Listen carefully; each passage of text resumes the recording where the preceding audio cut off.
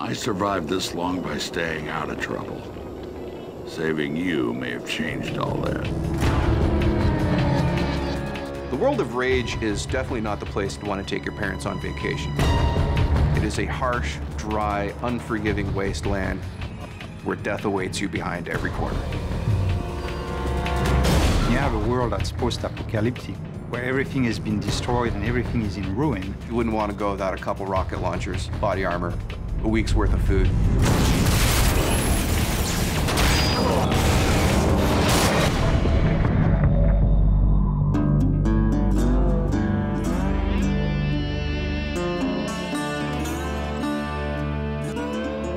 So the first character that you meet in Rage is named Dan Hagar. I hear there's something special about you Ark people.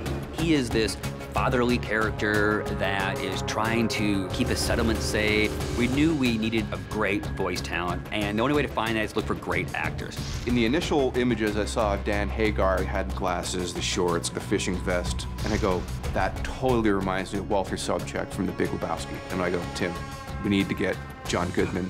Welcome to the future. You can imagine if there was an actor from Hollywood that could survive an asteroid destroying the Earth, he would be on that list. Get to town.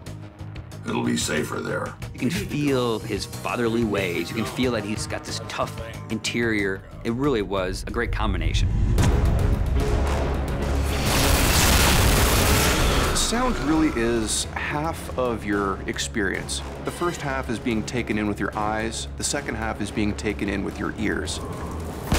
You should be able to look at something in the world, hear the sound that's coming from that, and think in your mind's ear, yes, this makes sense. This fits in the world.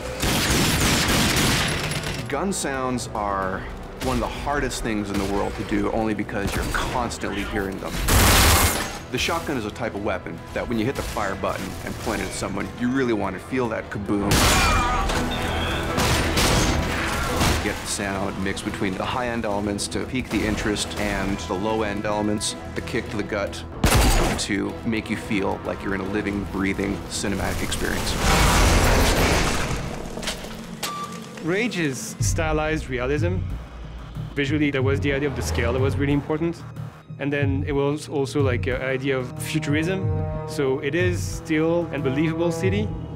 You know, there was definitely a lot of visual from brutalism that has that feel that kind of relates very strongly with the authority. So I wanted to go with something that's very solid and very aggressive looking. And also we're trying to basically make the parts of this universe one cohesive environment. There was a world before, and there's a new world after that. And you have to think of like the layers between the two eras, basically. When I started this technology, I had some image in my mind of what it could do, but when the artists get a hold of this and they start working their magic on it, they produce things that, when I look at some of the scenes in Rage, I'm just, wow, that looks better than I would have thought this game could look.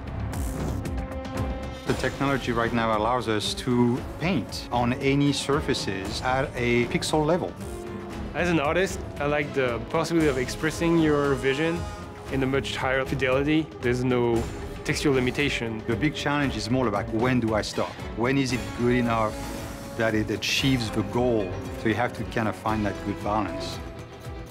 I want the player to feel like he lived through an experience that is bigger than just the game itself. Everyone who's seen the game so far has had the same reaction. It's like a visual shock. There's some really breathtaking imagery there, and it is better than I would have imagined it would be.